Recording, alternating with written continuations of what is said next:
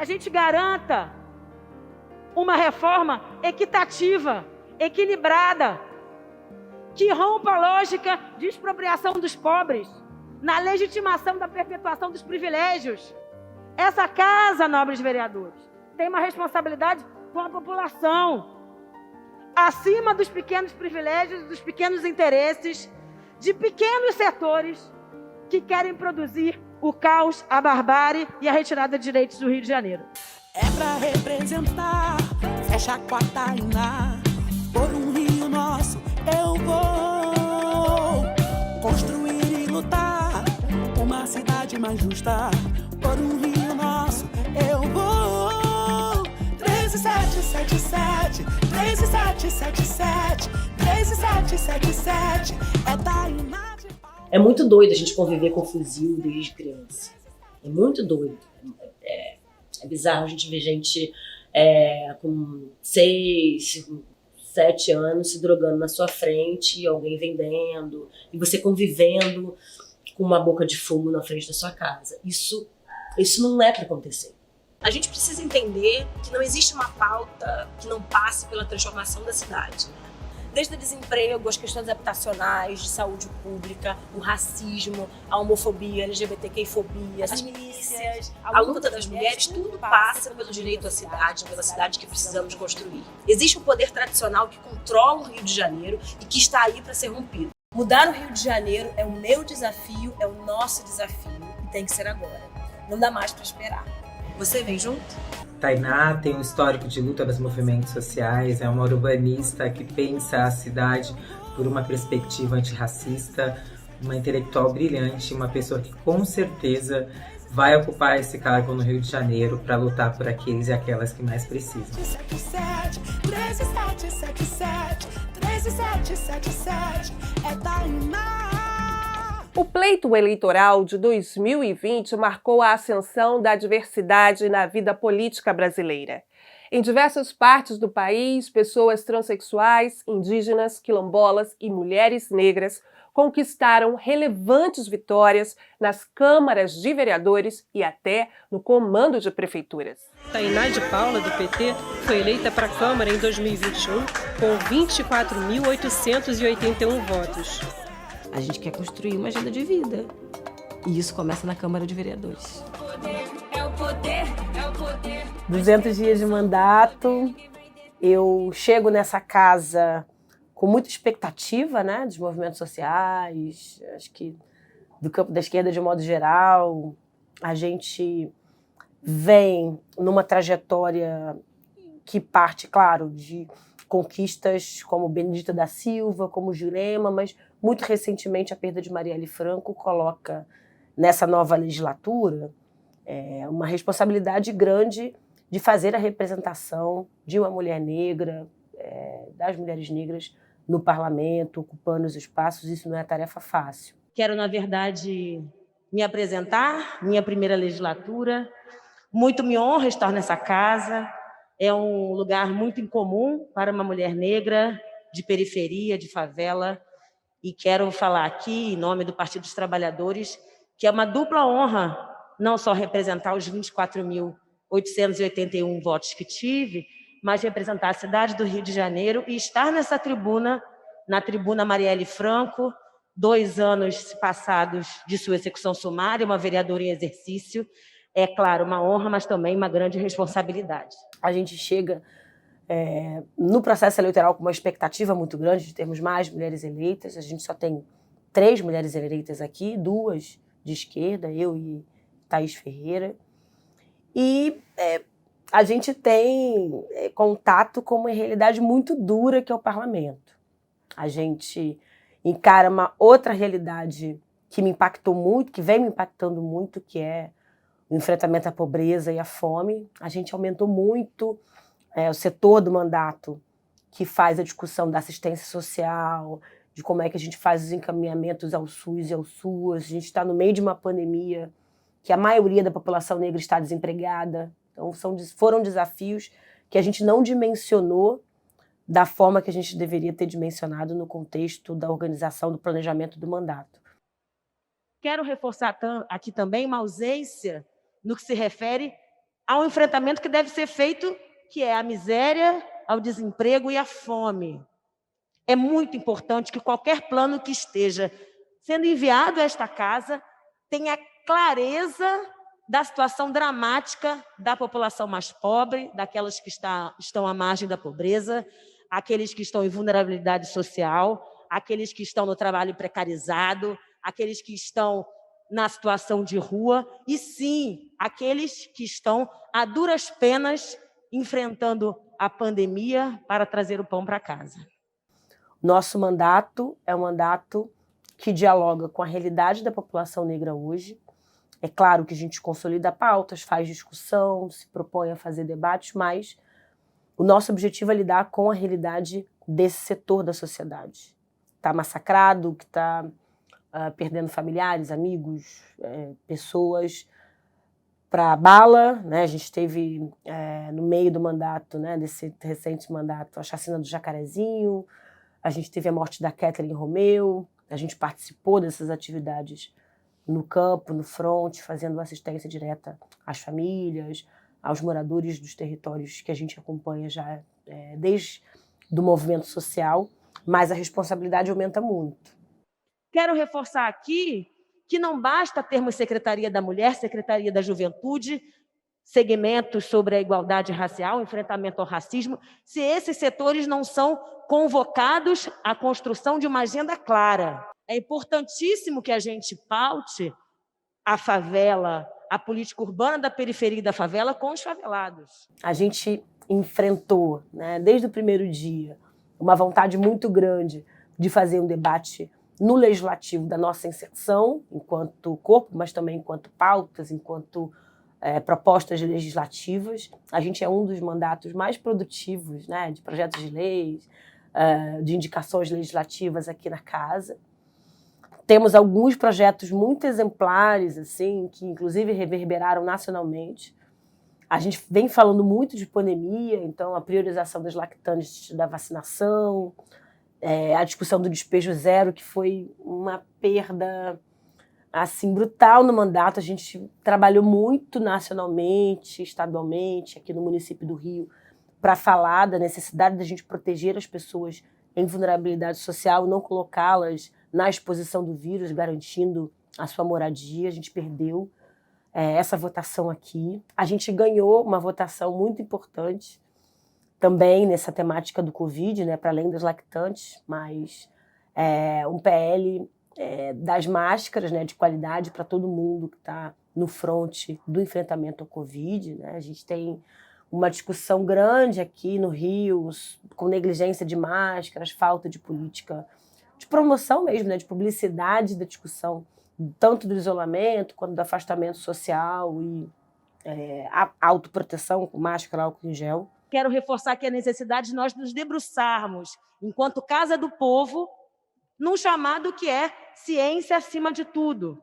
E que nós devemos, sim, praticar o entendimento de que toda e qualquer pauta encaminhada a este executivo colocará a vida, a ciência e a vacinação acima de todos os interesses dos nossos moradores, munícipes da cidade do Rio de Janeiro. E a gente emplaca essa lei, que é uma autoria que vem do movimento social, muito casada com essa discussão do enfrentamento à pandemia que a gente tem no mandato, não só com cesta básica, mas distribuição de máscara, distribuição de álcool em gel. A gente vem fazendo uma discussão grande sobre dados de violência contra a mulher, e aí o nosso PL, né, que a gente apelidou de Juliana Delabare, que é uma mulher negra, adolescente, que morreu recentemente aqui no Rio de Janeiro, vítima da violência obstétrica. A gente tem um dos dados mais agressivos de violência obstétrica do mundo. No Rio de Janeiro, a cada 100 mil mulheres, cerca de 200 mulheres negras morrem ao parir. Isso é um dado que, para vocês terem ideia, né, a média mundial é de 30, o indicado pela Organização Mundial de Saúde é que tenhamos 20 óbitos apenas a cada 100 mil mulheres, e no Brasil, no Rio de Janeiro, na capital, uma das cidades mais importantes do mundo, a gente tem esse dado de 200 a cada 100 mil mulheres, né, vindo a óbito. A minha filha foi no domingo pro hospital, ficou lá jogada até terça-feira.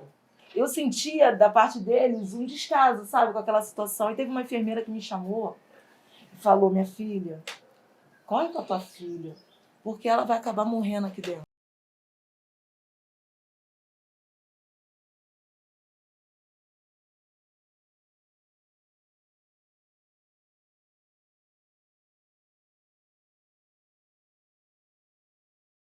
E aí a gente tem, claro, um lastro grande de debate sobre isso, para além da violência obstétrica.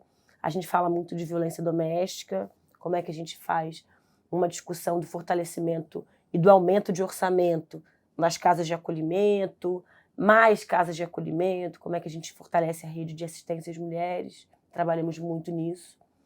Na pauta da cidade, né, que é minha praia, a gente teve alguns debates quentíssimos aqui. A gente teve recentemente a aprovação de um projeto chamado Reviver Centro, que foi proposto pelo Executivo, que basicamente trata sobre o centro, né, com toda uma lógica de gentrificação, que a gente chama, né, de substituição das pessoas locais para dar conta do mercado imobiliário, que obviamente foca em moradias, em construções de alto padrão, expulsando as pessoas das favelas, das ocupações aqui do centro da cidade. A gente fez uma discussão grande sobre isso no primeiro semestre. Tivemos algumas vitórias, acho que destacando aqui, né, das principais, a inserção de um programa de autogestão, né, com acesso a recurso, acesso a fomento, as pessoas, os movimentos sociais de moradia podendo acessar financiamento para construir suas casas de forma autônoma, de forma organizada. Isso é um debate importantíssimo que a gente tem que lidar aqui no Rio de Janeiro.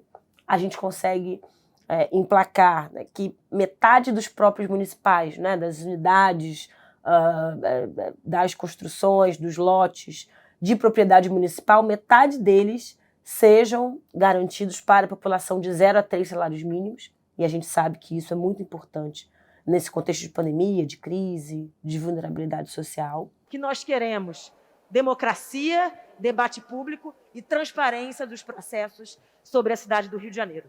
O Rio de Janeiro está vivo, o centro está vivo e nós estamos aqui para garantir o melhor para a nossa população. A gente participou, né, e conseguiu protocolar um PL que eu acho um dos mais potentes aqui do mandato, que é a construção do Fórum de Mulheres Negras Municipal, né, que é já uma construção, um debate grande que eu trago dos movimentos sociais, né? Eu sou uma mulher muito fruto do movimento de mulheres negras organizadas, e organizar uma iniciativa dessa no parlamento é algo que me enche de orgulho e acho que vai ser uma contribuição importante desse mandato aqui para o Rio. Nesses 200 dias, a gente organizou muito a pauta da juventude, mas, claro, né, com foco na nossa juventude negra. A gente fez uma discussão profunda sobre isso. E a gente lidou com o fato, né, que antes a gente tinha pensado em construir nossos pré-vestibulares comunitários, nossas associações de reforço escolar e pré-vestibular. Enfim, a gente queria muito tocar a pauta da juventude a partir do chão da universidade. A gente descobriu que a juventude negra hoje sofre um processo de desescolarização profunda, um processo de miséria e precarização profunda, e a gente viu a necessidade de construir a preparação dos nossos jovens para o ENSEJA, para o exame de qualificação para garantia do diploma, né, do ensino fundamental e do ensino médio. A ampla maioria aí dos nossos jovens, principalmente de 14 a 29 anos, não terminou o ensino médio e até mesmo o ensino fundamental. Então a gente tem aí um buraco na escolarização do nosso jovem negro, e a gente tem assim uma parte grande do mandato focada no incentivo para que esses jovens consigam voltar para o chão da escolarização, para o chão da escola e, obviamente, depois trilhar o caminho da universidade. Os negros e as mulheres negras que entraram na universidade é um processo irreversível de tomada de consciência, de poder e de lugar. A senzala não dá para ser reconstruída com tanta facilidade como se espera.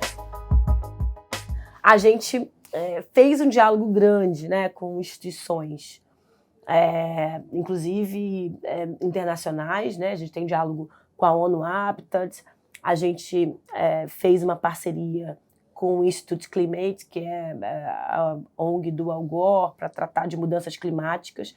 É uma preocupação grande que eu tenho do racismo ambiental, e a gente organizou um relatório de enfrentamento ao racismo ambiental, que a gente vai dar continuidade não só nesse ano, mas nos próximos anos dessa legislatura. É uma discussão muito grande que a gente quer reservar do mandato para isso, e aí pensando nesse primeiro ano, discutir água. A gente passou pela privatização da SEDAI, fizemos um grande evento discutindo isso, estamos preparando uma cartilha para desdobrar em ações no segundo semestre sobre a ausência da água e precariedade da água, principalmente nas nossas favelas e periferias, e pegar a chave da moradia e do transporte, que a gente já vem tocando, né, produzindo uma série de requisições de informações, formulando dados para publicizar na sociedade civil. Bem, muita coisa, né? Temos como chave, né, desses projetos exemplares que a gente ajudou a elaborar,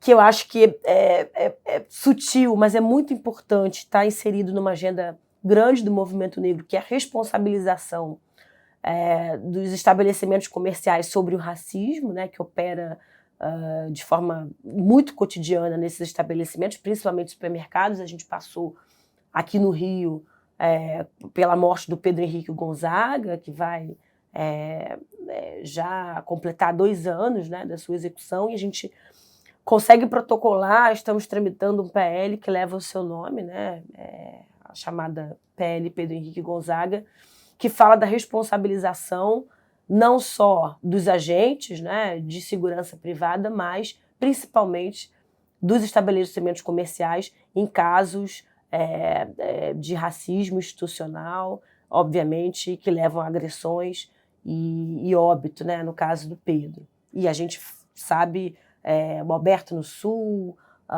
o caso do Atacadão no Nordeste, enfim, vários casos de racismo institucional que levam à morte, ao genocídio da nossa população negra.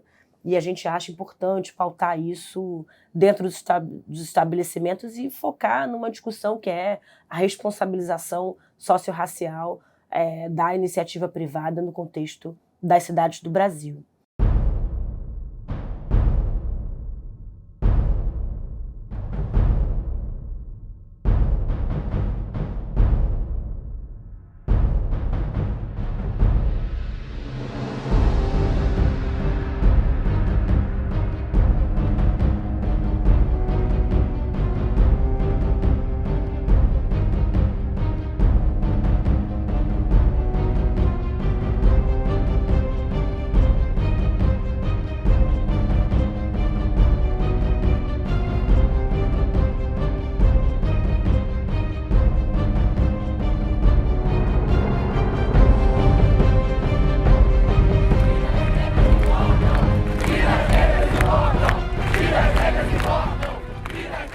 Bem, impressionante que no meio disso tudo que a gente vive, né, os parlamentares negros, eles cruzam, são atravessados por situações de racismo e situações do despreparo da sociedade, do parlamento, das casas legislativas, em lidar com figuras negras ocupando esses espaços. Eu já percebia isso, né, sou uma figura muito próxima da construção política de Marielle Franco, e a sua execução fez com que a gente tivesse que minimamente entender quais são os buracos, as dificuldades de nós nos replicarmos nos parlamentos e estarmos seguros nesses parlamentos, né?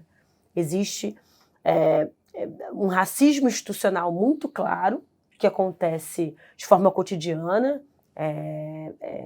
a diminuição da importância das nossas participações nas casas, na atuação legislativa, a dificuldade institucional que esses parlamentares negros têm de estar nos espaços de decisão dessas casas legislativas. Isso tudo, claro, um racismo institucional muito colocado. Mas ainda existe uma dimensão que nos coloca na base da bala, né, literalmente, que é a construção da possibilidade de descarte e eliminação nossa nesse exercício parlamentar. Acho que Marielle é um exemplo claro disso e, infelizmente, eu acredito que isso não será e não é um caso isolado. A gente tem nacionalmente uma discussão das violências políticas e as violências concretas que as parlamentares negras sofrem, e eu sofri uma violência grave aqui no Rio de Janeiro. Em exercício parlamentar, eu estava num trânsito saindo da Câmara de Vereadores para casa, eu sofri uma abordagem policial que, mesmo me identificando, mesmo falando declaradamente que eu era vereadora, que eu estava cumprindo, né, o meu exercício, meu mandato parlamentar, fui xingada, fui violentada com palavras, com gestos, com agressividade, com arma apontada para minha cabeça. E aí a gente precisa entender se um parlamentar negro, branco, na Zona Sul seria tratado da mesma forma. O Brasil precisa tratar isso. Eu acho que não é um debate apenas do Rio de Janeiro. O Rio de Janeiro é, na minha opinião, um dos grandes holofotes, grandes focos de atuação da milícia, por exemplo. E eu acho que é uma discussão que se casa e se cruza com a segurança desses parlamentares que estão, do ponto de vista social e racial, mais vulneráveis na sua atuação. É diferente eu fazer um enfrentamento ao aparato miliciano, paramilitar, ou um parlamentar branco da Zona Sul do Rio de Janeiro fazer um enfrentamento à discussão da milícia aqui no Rio. Não é um movimento que se faz sozinho, eu tenho muita certeza disso, e é muito importante que a gente fortaleça figuras negras nos parlamentos e que a gente debata isso de forma mais ampla e de forma mais responsável. Eu sou Marielle Franco, eu sou porque nós somos. Cada encontro desse com as minhas irmãs mulheres negras é o lugar onde eu me fortaleço. Um outro PL que a gente protocolou, inclusive em parceria com o mandato da Thaís Ferreira, é garantir que todos os logradouros públicos e todos os monumentos públicos não levem nomes e não tenham a marca de personalidades racistas, notoriamente racistas, no espaço público, né? Muito numa intenção de se derrubar o racismo, derrubar as estátuas racistas institucionalmente, né? Um pouco produzir legislativamente um impacto de discussão sobre como não replicar racismo cotidiano no espaço da cidade, no espaço público de modo geral. O que a gente quer para o futuro? Né? O que a gente quer na continuidade desse mandato? A gente quer continuar sendo essa voz na discussão racial aqui da cidade do Rio de Janeiro. A gente quer produzir impacto direto na vida das favelas, dos favelados, nas periferias, nos loteamentos precários, nas ocupações. A gente quer tocar isso. A gente quer fazer um impacto na construção da agenda da retomada econômica do Rio de Janeiro. A gente vive um momento de crise, a gente vive um momento de grande desigualdade, mas a gente acha muito que a discussão que a gente fez de orçamento, a discussão que a gente faz no planejamento, a discussão que a gente faz nas políticas públicas urbanas é fundamental para a população negra e para a população mais vulnerável aqui do Rio. A gente criou um slogan na campanha, né, que era tudo nosso, nada deles. É muito importante que a gente esteja bem localizado na quadra política e nas casas legislativas. A gente tem tão poucos eleitos, né? Vi um dado recente que coloca que apenas 6% dos vereadores são negros e negras. Mas eu acho que a gente tem que pegar esses 6%, claro, transformar em 12%, transformar em 36% e 50%. Eu sou radicalmente a favor da paridade racial nos parlamentos, mas é muito importante reforçar que esse 6% faz muita diferença. Eu quero produzir essa diferença, me debruçar e me dedicar cotidianamente a produzir a diferença nesse país e no Rio de Janeiro. A pauta política das mulheres negras tem particularidades e precisa de representação legítima e direta. Por isso precisamos eleger representantes negras, porque só quem vive a discriminação em suas múltiplas dimensões sabe das dificuldades existentes.